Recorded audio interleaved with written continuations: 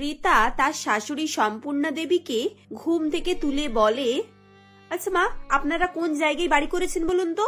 প্রত্যেকদিন কোনো না কোনো ঝামেলা লেগেই থাকছে। দেখুন নিচে বৈশাখী কাকিমা চিৎকার করছে আমাদের ছাদ থেকে কাপড় উড়ে নাকি ওনার বাড়ির উঠানে গিয়ে সব পড়েছে।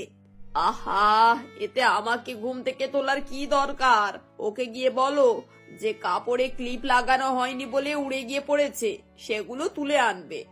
আমি অনেক করে বোঝালাম কিন্তু উনি তো শুনলেন না, চিৎকার করেই যাচ্ছেন।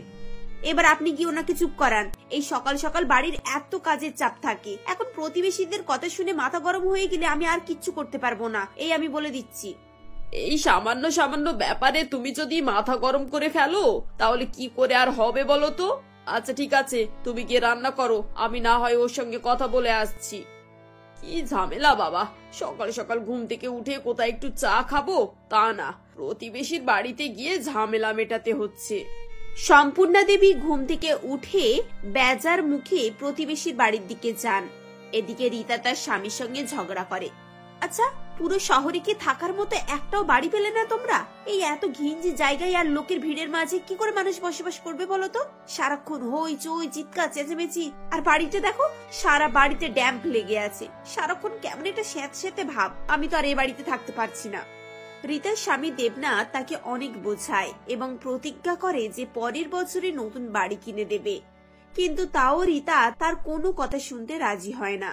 থাক থাক, তোমার এই একই পুরানো ডায়লগ শুনতে শুনতে না আমার কান পচে গেছে।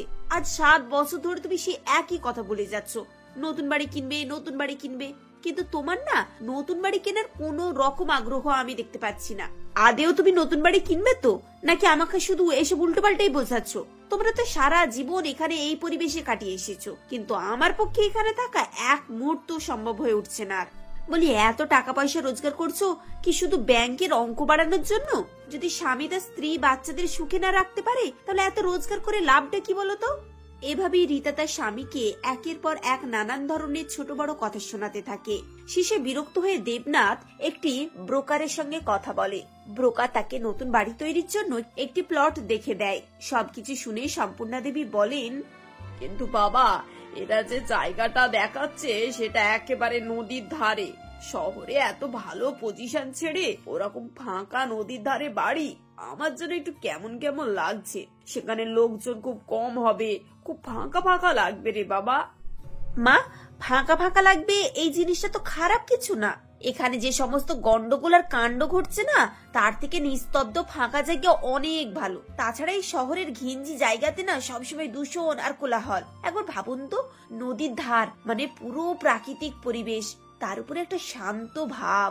আমার তো বেশ ভেবেই ভালো লাগছে। বৌমা, এখন ওরকম মনে হচ্ছে তো আমার কথা ভালো করে বোঝো, আমরা এরকম একা একা থেকে অভ্যস্ত নয়। ঠিক আছে, আপনারা যদি থাকতে চান তাহলে আপনারা এখানে থাকুন, আর আমাকে আমার বাপের বাড়িতে পাঠিয়ে দিন। আমি আর আপনাদের সঙ্গে না এই অসুস্থ পরিবেশে থাকতে পারছি না। এভাবেই রীতা তার পরিবারের লোকজনের সাথে অশান্তি করে। কয়েকদিন ঠিকমতো কাজকর্ম খাওয়া দাওয়া করে না, ফলে সবাই খুব চিন্তিত হয়ে পড়ে। কদিন পর সম্পূর্ণা দেবীর দিদি বৈশাখী দেবী তাদের বাড়িতে আসে। কিরে সম্পূর্ণা, কেমন আছিস? কদিন ধরে কোনো খবরই তো নেই রে। সবসময় আমি খবর নেব নাকি? তুইও তো মাঝে মধ্যে আমাদের বাড়িতে যেতে পারিস। আমি না হয় কদিন খবর নিতে পারিনি, কিন্তু দিদি তুমি তো আর আগের মতো আসো না। এলে তবেই তো জানতে পারবে যে আমি কি পরিস্থিতিতে আছি। বাড়িতে সারা দিন রাত কুরুক্ষেত্র চলছে। মন ভালো থাকলে, শরীর ভালো থাকলে তবেই না সবার খবরটা রাখতে পারবো। সে কি, এই কদিনে এমন কি ঘটে গেল? আমি তো তোর বাড়িতে আজ প্রায় 1 মাস পর এলাম। আর বলো না, আমরা সারা জীবন তো এই বাড়িতেই কাটিয়েছি। আমার শাশুড়ির সামনে বাড়ি নিয়ে মুখ খোলার মতো সাহস আমাদের ছিল না, কিন্তু এখনকার বউয়েরা কি আর আমাদের মতো? এই বাড়িতে ওদের পোষায় না, ওদের নতুন বাড়ির দরকার। এই নিয়ে তো সারা দিন রাত খালি অশান্তি আর অশান্তি। দেখ সম্পূর্ণা, এটা তোর বাড়ি আর তোর সংসার, এখানে আমার কিছু বলার উচিত না। তবে তোর বইয়ের মতামত সম্পূর্ণ অগ্রাহ্য করার মতো নয়। তোর বাড়িটা সত্যি সত্যি এবার পাল্টানো উচিত। তুই সারা জীবন এই বাড়িতে থেকেছিস বলে ছেলে বউদেরকে যে এখানেই থাকতে হবে সেরকম তো কিছু কথা নয়। তবে তোর বইয়ের মতামত সম্পূর্ণ অগ্রাহ্য করার মতো নয়। তোর বাড়িটা না সত্যি সত্যি এবার পাল্টানো উচিত। তুমি কি বলছো দিদি? এই বাড়ি কি মানুষ থাকার যোগ্য নয়? কি নেই এই বাড়িতে? আমার ছেলে সব রকমের জিনিসপত্রেতে বাড়ি একেবারে ভরিয়ে দিয়েছে। ওয়াশিং মেশিন, ফ্রিজ, এসি, সবই তো রয়েছে, আর কত কি দরকার বলো। মানছি এখানে এলাকাটা একটু জমজমাট, লোকজন বেশি, হইচই বেশি, কিন্তু এটা বললে তো চলবে না যে এখানে সুযোগ সুবিধা কিছু নেই। আরে বাবা, তুই বুঝতে পারছিস না, বাড়িতে ছেলে বউ খুশি হলে তবেই তো তোকে ভালোভাবে দেখাশোনা করবে। কেন তুই বারবার এইসব নিয়ে ঝামেলা করিস বলতো? সবকিছু ছাড়, তুই ছেলেকে বলে বাড়ির ব্যবস্থা কর আর ওদের কথায় রাজি হয়ে যা। দিদির কথা শুনে সম্পূর্ণা দেবী মনস্থির করে নেন যে তিনি আর এ নিয়ে ঝামেলা করবেন না। শেষে সম্পূর্ণা দেবী বাধ্য হয়ে তার ছেলেকে বলেন, বাবা এক কাজ কর, বৌমা যেখানে বলছে তুই সেখানেই বাড়ি তৈরি কর। এভাবে সংসারের অশান্তি আমার আর ভালো লাগে না। তাছাড়া এমনিতেই আমাদের বয়স হয়ে গেছে, আমরা আর কটা দিনই বা বেঁচে থাকবো। তোদের বাকি জীবন পড়ে রয়েছে, সুখ শান্তি তোরাই ভোগ করবি। তাই আমাদের কথা ছেড়ে ওর কথা শোন, ও কোথায় বলছে সেখানে বাড়ি করার ব্যবস্থা কর। শেষে সবাই মিলে নদীর ধারে প্লট দেখতে যায়। নৌকা পেরিয়ে সবাইকে নদীর ওপারে যেতে হয়। এ বাবা, এ তো দেখছি নৌকা ছাড়া যাওয়া যাবে না। শেষে নিচের বাড়িতে যেতে কি নৌকা ভাড়া করতে হবে? মা, ব্যাপারগুলো তো খুবই নরমাল। আমাদের বাড়িতে যেতে গেলে তো টোটো অটো কিছু না কিছুতে যেতেই হতো। এখানে সেসবের বদলে নৌকা, ব্যাস এটুকু ছাড়া তার কোনো ব্যাপারই না। আমার তো বরং এটা ভেবে বেশ ভালোই লাগছে। কি সুন্দর নদীর জলের উপর দিয়ে নৌকায় করে ভেসে বেড়াবো, তার মজাটাই আলাদা। আচ্ছা, আমরা যদি মাঝে মাঝে বাড়ি থেকে বেরিয়ে একটু নদীতে ঘুরে বেড়াই তাহলে কেমন হয়? এবার থেকে কিন্তু বিকেলগুলো তাই করতে হবে। বৌমা আগে চলো গিয়ে দেখি পরিবেশটা কেমন, তারপর না হয় এসব ভবিষ্যতের পরিকল্পনা করা যাবে। হ্যাঁ চলুন চলুন, আমার তো খুব এক্সাইটেড লাগছে। কি জানি বাড়িটা কখন তৈরি হবে। আমি ওই পুরনো বাড়িটায় আর ফিরে যেতেই চাই না। কিছুক্ষণ পর সারা পরিবার নদী ধারে প্লট দেখে আসে এবং ব্রোকার সবাইকে বুঝিয়ে সুঝিয়ে সেখানে বাড়ি তৈরি করতে রাজি করিয়ে নেয়। কিছুদিন পর বাড়ি তৈরির কাজ শুরু হয়। প্রায় 2 মাস টানা কাজ হবার পর এবং দেবনাথের সমস্ত রকমের সেভিং খরচ হওয়ার পর তাদের বাড়ি তৈরি হয়ে যায়। বাড়ি দেখে রীতা খুবই খুশি হয় আর বলে, সত্যি বলছি, এত সুন্দর বাড়ি আর এত ভালো জায়গায় বাড়ি হবে আমি তো কখনো কল্পনাই করতে পারিনি। তুমি আমাকে বিয়ের পর সব থেকে ভালো একটা গিফট দিয়েছো। আমি আজ খুব খুশি হয়েছি। শেষে আমার ইচ্ছাটা পূরণ হলো। ঠিক আছে, তুমি খুশি হলেই সবাই খুশি। বৌমা এবার সবার জন্য একটু গরম গরম চা করে আনো। নদীর ধারের বাতাসটা আমার খুব ঠান্ডাই লাগছে। রীতা সবার জন্য চা করে নিয়ে আসে। প্রথম প্রথম সে খুব আগ্রহ নিয়ে সমস্ত কাজকর্ম করে এবং নিজের নতুন বাড়ির তদারকি করে। 1 সপ্তাহ পরে একটি ঘটনা ঘটে। দেবনাথ অফিসে যাওয়ার জন্য বেরোয়, কিন্তু প্রায় 2 ঘন্টা পর বাড়ি ফিরে আসে এবং বলে নৌকা চলাচল বন্ধের জন্য অফিস যেতে পারে না।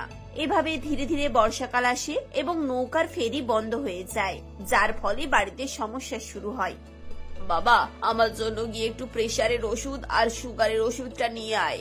আজ না দুটো ওষুধই শেষ হয়ে যাবে। শোনো না, বাজারে তো সেরকম কিছুই নেই। তাছাড়া চাল ডাল এসবগুলো প্রায় শেষই হয়ে এসেছে। সবকিছু কিনে আনতে হবে। একবার বাজারে গিয়ে সবকিছু নিয়ে চলে এসো। সম্পূর্ণা দেবী এবং রীতার কথা শুনে দেবনাথ রেগে যায় এবং সবাইকে জানায় যে বর্ষার সময় ফেরিঘাট বন্ধ, তাই ওষুধপত্র খাবার দাবার কোনো কিছুই সেখানে নিয়ে যাওয়া সম্ভব নয়। যা শুনে বউ এবং শাশুড়ির চোখ কপালে ওঠে। কি বলছো তুমি? ফেরিঘাট বন্ধ কি করে হলো? যারা এখানে থাকে তারা কি আর ওই পারে যেতে পারবে না? আমাদের দোকান বাজার এসবের কি হবে? তার মানে আমরা কি না খেতে পেয়ে মারা যাবো নাকি? আরে বাবা, আমি বুড়ো মানুষ, প্রেসার সুগার থাইরয়েড সবকিছুর ওষুধ সঙ্গে নিয়ে চলি। এখন যদি ওষুধ বন্ধ হয়ে যায় তাহলে তো আমার অবস্থা খারাপ হয়ে যাবে। বাবা এ কোথায় এনে ফেললি বলতো? তোরা দুজন জেদ করে শেষ পর্যন্ত আমার এই অবস্থা করলি। বৌমা এবার তুমি খুশি তো? তোমার জেদের জন্য এই নদীর পাড়ে এসে বসবাস শুরু করলাম, আর এখানে এসে দেখো না খেতে পাচ্ছি আর না পরিষেবা। আর যাই হোক, পুরনো বাড়িতে হাতের সামনে ডাক্তার, ওষুধের দোকান, সবজি সবকিছু ছিল। বাড়িতে কেউ না থাকলে সবাই বাড়ি বয়ে কিছু না কিছু দিয়ে যেত। এখন কি হবে ভাবতে পারছো? শাশুড়ির কথা শুনে রীতা মনে মনে খুবই অনুশোচনা বোধ করে। কারণ কিছু হোক আর নাই হোক, সে নিজেও বুঝতে পারছিল যে সে শাশুড়ির কথা না শুনে নদীর ধারে বাড়ি তৈরি করে এবং বসবাস করে কত বড় ভুল করেছে। এরপর প্রায় 2 দিন তাদের খুব কষ্টসৃষ্টে কাটে। কয়েকদিন টানা বৃষ্টির পর হঠাৎ বন্যা দেখা দেয় এবং চারিদিকে জলে প্লাবিত হয়ে যায়। তারপর সরকারি লোকজন উদ্ধার কর্মে বের হয় এবং সম্পূর্ণা দেবী ও তার পরিবারের লোকজনকে উদ্ধার করে সেখান থেকে নিয়ে যায়। নিজেদের নদীর ধারের বাড়ি থেকে বেরিয়ে এসে আবার পুরনো বাড়িতে গিয়ে ওঠে। আমাকে তোমরা ক্ষমা করে দাও, আমার খুব বড় ভুল হয়ে গেছে। আমি এবার থেকে আর বাড়ি পাল্টানোর জন্য কোনো রকমের বায়না করব না। ওই বাড়িটা বিক্রি করে দাও, ওখানে আমি আর যেতে চাই না। রিতার কথা শুনে সবাই স্বস্তির নিঃশ্বাস ফেলে। দেবনাথ তার নদীর ধারের বাড়ি বিক্রি করে দেয় এবং সবাই মিলে পুরনো বাড়িতে সুখে শান্তিতে বসবাস করতে থাকে। প্রিয়াঙ্কা মহেশ দত্ত কলেজের তৃতীয় বর্ষের ছাত্রী ছিল। সে কলেজের পাশে একটি গার্লস হোস্টেলে থাকতো।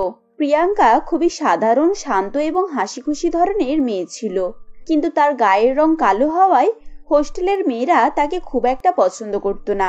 তবে কলেজে সুনীল নামে একটি সুন্দর, ফর্সা এবং ধনী ছেলে তাকে খুবই পছন্দ করত, যা কলেজের অন্যান্য মেয়েরা সহ্য করতে পারত না।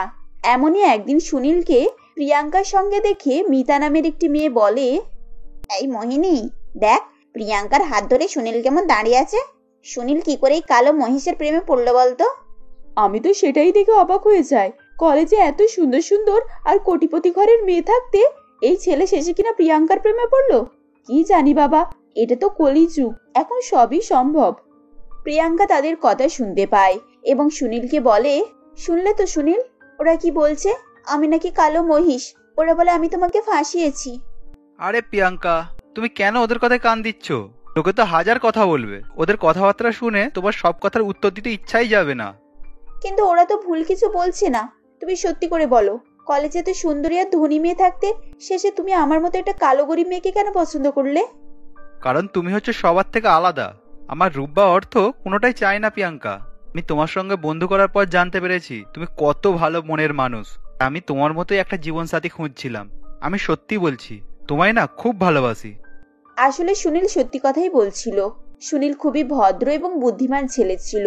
কলেজে পড়তে পড়তে তার এবং প্রিয়াঙ্কার বন্ধুত্ব হয় এবং প্রিয়াঙ্কার স্বভাব ও গুণের জন্য সে প্রিয়াঙ্কাকে ভালোবেসে ফেলেছে। প্রিয়াঙ্কাও সুনীলকে খুবই পছন্দ করত। এভাবেই দিন চলতে থাকে। প্রিয়াঙ্কা ও সুনীলের ফাইনাল পরীক্ষা কাছে এসে পড়ে। এমনই একদিন প্রিয়াঙ্কার মা মহেশ্বতা দেবী তাকে ফোন করে বলেন, হ্যালো প্রিয়াঙ্কা, কেমন আছিস মা? ওখানে তো কোনো অসুবিধা হয়নি তো? খাওয়া দাওয়া ঠিক মতো খেয়াল রাখছিস তো? হ্যাঁ মা, সবকিছু ঠিক আছে। আর সুনীল থাকতে আমার কিসের সমস্যা হতে পারে? কি? কে সুনীল? তুই কার কথা বলছিস? না না মা, আসলে ও কিছু না। আমি আমার বন্ধুদের কথা বলছিলাম আর কি। দেখ, আমি তোর মা, আর তুই আমার থেকে কথা লুকোচ্ছিস? সত্যি সত্যি বল, কে এই সুনীল? মহেশ্বতা দেবী এভাবে চাপ দিলে প্রিয়াঙ্কা সমস্ত ঘটনা তাকে খুলে বলে। তখন তিনি তাকে বলেন, ঠিক আছে, তুই যখন বলেছিস ছেলেটি সৎ এবং ভালো, তখন না হয় দেখাই যাবে। আর আমরা এই সপ্তাহে এমনিতেই তো জিনিসপত্র আর খাবার দাবার নিয়ে যাব। ছেলেটিকে আমাদের সঙ্গে দেখা করাস। সেসব তো ঠিক আছে, কিন্তু মা তোমরা একেবারে সাধারণ পোশাক পরে আসবে। তোমরা তো জানো কলেজে ওইসব জমিদারি দেখানো আমার পছন্দ নয়। হ্যাঁ মা, আমরা জানি। এতদিন পর্যন্ত তো আমরা সাধারণ পোশাকেই গিয়েছি। এখন তুই ফোন রাখ, নিজের খেয়াল রাখিস। আমি তোর বাবাকে সব খবর জানাই। এরপর মহেশ্বতা দেবী প্রিয়াঙ্কার বাবা অর্থাৎ জমিদার মৃণাল সিংহের কাছে যান এবং বলেন, শুনছো, তোমার মেয়ের সাথে এইমাত্র ফোনে কথা হলো। আমি আমাদের যাওয়ার কথা ওকে শুনিয়েছি। ও তাই নাকি? তা কি বলছিল আমার মামনি? ও আর কি বলবে, সেই এক কথা, সাধারণ পোশাক পরে আসবে, লোকজন যেন না বুঝতে পারে। আমার মেয়েটা এমনিতেই লোক দেখানো জিনিস একেবারেই পছন্দ করে না। আমি গ্রামের জমিদার হলেও কি হবে, আমার মেয়ে কলেজে একটা সাধারণ বাড়ির মেয়ের মতোই থাকে।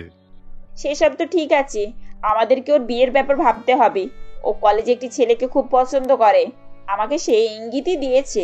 আমি তো পরিষ্কার করে বলে দিয়েছি, আগে ছেলে দেখবো, তারপর সবকিছু বিচার করব। আমার মেয়ে যখন ছেলে পছন্দ করেছে, তার মানে 100%ই খাঁটি। আমার মেয়ের পছন্দের উপর আমার ভরসা আছে। হ্যাঁ, তোমরা বাবা মেয়ে তো জহুরি, তোমরা রত্ন চিনবে না। ওসব ছাড়ো, আগে ছেলে দেখি, তারপর বিচার করা হবে। এরপর মহেশ্বতা দেবী এবং মৃণাল বাবু সাধারণ পোশাক পরে প্রিয়াঙ্কার কলেজে যান এবং তাদেরকে দেখে মোহিনী বলে, এই যে চলে এসেছে মহারানী প্রিয়াঙ্কার কাঙাল বাবা মা। সত্যি সুনীল যে কি দেখ এই মেয়ের প্রেমে পড়লো কে জানে।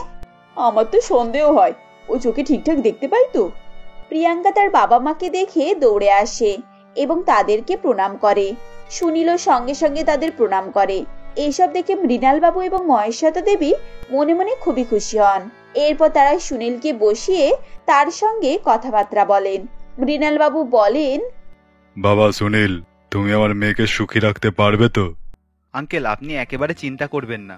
আপনি যেমন আপনার মেয়েকে যত্ন করেছেন, আমিও ঠিক সেইভাবেই যত্ন করব। ওকে কখনোই কষ্ট দেব না। ঠিক আছে, তাহলে তোমাদের ফাইনাল পরীক্ষা হয়ে যাক, তারপরে আমি তোমাদের বিয়ের ব্যবস্থা করব। ঠিক আছে আঙ্কেল, তার মাঝে এই কয়েকদিনের মধ্যে আমি কিছু না কিছু একটা চাকরি জোগাড় করেই নেব। এরপর সুনীল তার মা জবা দেবীকে প্রিয়াঙ্কার কথা বলে। সবকিছু শুনে এবং প্রিয়াঙ্কার ছবি দেখে এই প্রস্তাবে রাজি হন না। তিনি সুনীলকে বলেন, সুনীল, এই কালো কুচ্ছিত মেয়েটাকে তোর পছন্দ? তুই নিজে এত ফর্সা, এত সুন্দর দেখতে। দেখ বাবা, আমি তোর মতোই তোর জন্য সুন্দরী ফর্সা বউ খুঁজে আনবো। তুই এই বিয়েতে রাজি হোস না বাবা? তুমি এ কি বলছো মা? আমি যে প্রিয়াঙ্কাকে ভালোবাসি, আমি ওকে ছাড়া আর কাউকেই বিয়ে করব না। জবা দেবী অনেক সুনীলকে বোঝানোর পরও সুনীল পরিষ্কার করে জানিয়ে দেয় যে সে প্রিয়াঙ্কাকে ছাড়া অন্য কাউকেই বিয়ে করবে না। সুনীলের জেদ দেখে জবা দেবীর কিছুই করার থাকে না। বাধ্য হয়ে তিনি বিয়েতে রাজি হয়ে যান। দেখতে দেখতে কিছুদিনের মধ্যেই প্রিয়াঙ্কা এবং সুনীলের বিয়ে হয়ে যায়। বিয়ের পর প্রিয়াঙ্কা নানাভাবে জবা দেবীর মন জয় করার চেষ্টা করেন, কিন্তু জবা দেবী কিছুতেই প্রিয়াঙ্কাকে মেনে নিতে পারেন না। এমনই একদিন প্রিয়াঙ্কা সকালবেলায় উঠে মটন রান্না করছিল। তখন জবা দেবী এসে তাকে বলে, বৌমা, তুমি এখন কি রান্না করছো? আমি মটন কষা করছি মা। মটনটা তো পরশু রান্না করতে পারতে, ওদিন বাবুর জন্মদিন। আমি সেজন্য ওটাকে ফ্রিজে রেখেছিলাম, আর তুমি আজকে ওটাকে রান্না করে ফেললে। এমনিতেই কালকে চিকেন রান্না হয়েছে, আজকে তো শাক সবজি কিছু রান্না করতে পারতে। আসলে মা, আজকে আমার মটন খেতে খুব ইচ্ছা করছিল, তাই ওটা রান্না করেছি। বাহ, বলি তুমি কোন জমিদারের ঝি, হ্যাঁ, যে তোমার মটন খেতে শখ করেছে? দেখো, আমার বাড়িতে এসব চলবে না। আমার ছেলে কষ্ট করে একটা কোম্পানিতে কাজ পেয়েছে, সারাদিন কাজ করেও টাকা রোজগার করে, আর তুমি এভাবে টাকা ওড়াও? এভাবেই জবা দেবী সবসময় প্রিয়াঙ্কাকে অপমান করতেন, কিন্তু প্রিয়াঙ্কা সব অপমান সহ্য করে হাসি খুশি থাকার চেষ্টা করত। এভাবেই দিন যায়। একদিন বিকেলে হঠাৎ বৃষ্টি নামায় জবা দেবী ছুটে ছাদে কাপড় চোপড় তুলতে যান। এমন সময় পা পিছলে তিনি ছাদ থেকে নিচে পড়ে যান। সে সময় বাড়িতে সুনীল ছিল না। প্রিয়াঙ্কা তার শাশুড়ি মাকে নিয়ে অ্যাম্বুলেন্সে করে শহরের একটি বড় নার্সিং হোমে নিয়ে যায়। এরপর সে সুনীলকে ফোন করে সব কথা জানায়। সুনীল অফিস থেকে নার্সিং হোমে আসে। এত বড় নার্সিং হোমে খরচ অনেক হবে, এসব কথাই সুনীল চিন্তা করতে থাকে। এরপর সে তার অফিসে ফোন করে এবং কিছু টাকা অ্যাডভান্স চায়। এদিকে প্রিয়াঙ্কা তার বাবাকে ফোন করে সব কথা বলে, যা শুনে মৃণাল বাবু বলেন, কে? আমি এক্ষুনি যাচ্ছি, তুই কিছু চিন্তা করিস না। কিছুক্ষণ পর মৃণাল বাবু নার্সিং হোমে এসে উপস্থিত হন।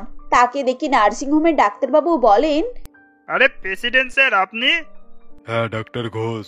এখানে আমার মেয়ের শাশুড়ি মা ভর্তি আছে, আর ও হচ্ছে আমার জামাই সুনীল। ডাক্তারবাবু, আপনি বাবাকে চেনেন? আরে চিনি মানে, ইনি তো হচ্ছেন জমিদার মৃণাল সিং, আমাদের প্রেসিডেন্ট স্যার। আর এই যে হসপিটাল, ওনারই তো তৈরি। ডাক্তারবাবুর মুখে এসব কথা শুনে সুনীল অবাক হয়ে যায়। সে কল্পনাও করতে পারছিল না যে তার শ্বশুরমশাই এত ধনী ব্যক্তি। সুনীলকে এত অবাক হতে দেখে মৃণাল বাবু বলেন, আসলে বাবা, প্রিয়াঙ্কা সব সময় চাইতো আমরা সাধারণভাবেই থাকি। জাঁকজমক করে লোক দেখানো ওর মোটেই ওটা পছন্দ ছিল না, তাই আমরা সবসময় সাধারণভাবে ওর সঙ্গে দেখা করতে যেতাম। এরপর প্রিয়াঙ্কাও সবকিছু সুনীলকে বুঝিয়ে বলে। যেমন অবাক হচ্ছিল, তেমনই তার গর্ব হচ্ছিল যে সে প্রিয়াঙ্কার কাছে তার ভালোবাসার প্রমাণ দিতে পেরেছে। এদিকে কিছুদিনের মধ্যেই জবা দেবী সুস্থ হয়ে ওঠেন। সবকিছু জানার পর তিনি তার ব্যবহারের জন্য ভীষণভাবে লজ্জিত হন এবং প্রিয়াঙ্কার কাছে এসে ক্ষমা চান। বৌমা, আমি তোমার কাছে কিভাবে ক্ষমা চাইবো বুঝতে পারছি না। আজ তুমি না হলে আমি হয়তো এত তাড়াতাড়ি সুস্থ হতে পারতাম না।